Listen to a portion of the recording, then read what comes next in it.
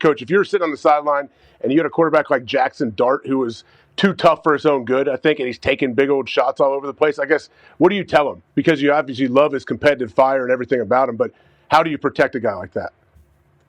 Oh, I think it's part of his responsibility. I think just like everything, we always talk about, the two most important abilities are accountability and availability, and availability is number one.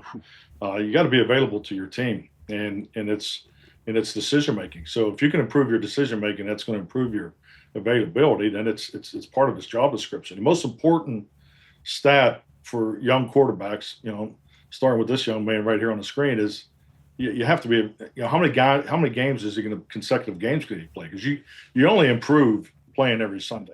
You have to line up and play. So I think it's clearly it's all part of his role, his job responsibility, and it's it's something that he has to be more aware of. I mean, he's missed a number of games this year, and we all love the way he plays. Don't get me wrong. I mean, you love the physicality, but this is a situation we talk about it in our training of the play style. AJ, violent on the boundary.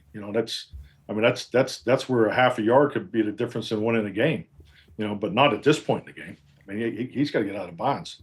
But part of it too, I was watching the game live. It didn't look like he saw him, to be honest with you. So I don't think he doesn't look like he's aware that there's a human coming potentially. He's looking at that pylon, you're saying. He's trying to get strictly to the pylon, has no idea a human is coming to get him. Happened with Anthony Richardson. Remember, scored a touchdown against Houston? Mm-hmm. He thought he was in at the 2-yard line.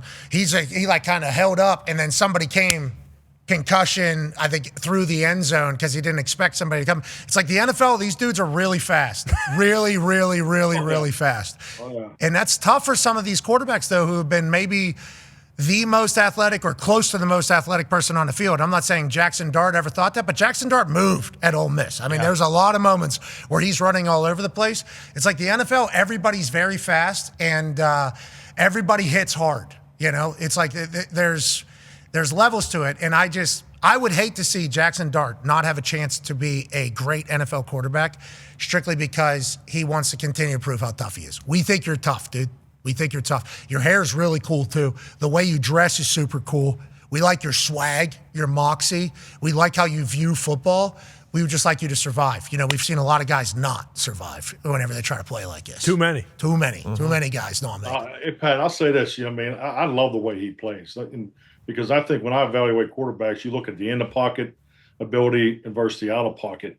And what he does naturally, you can't teach. I mean, his ability to make plays with his feet, whether it's stepping up in the A or B gap and coming out off the movement stuff.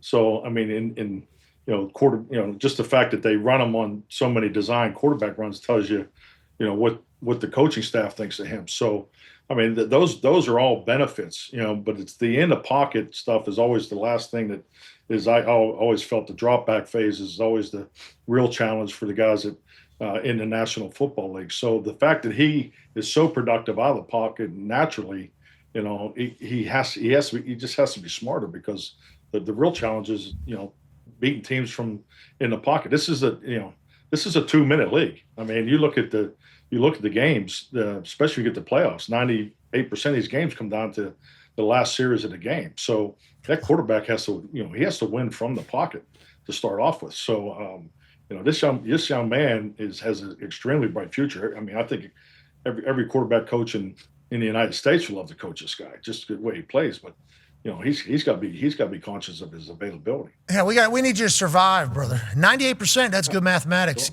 Galileo would have loved that. No, 98%. That's a big number there. Gally would have been like, ooh, that's almost 100%. Did you see Greg Olson and J.J. Watt get into it over the universe's language? Have you? Did you see that a little bit? No, I missed it. I was in the tree stand. You're right. You know what? We don't need to bring any negative bullshit to your way.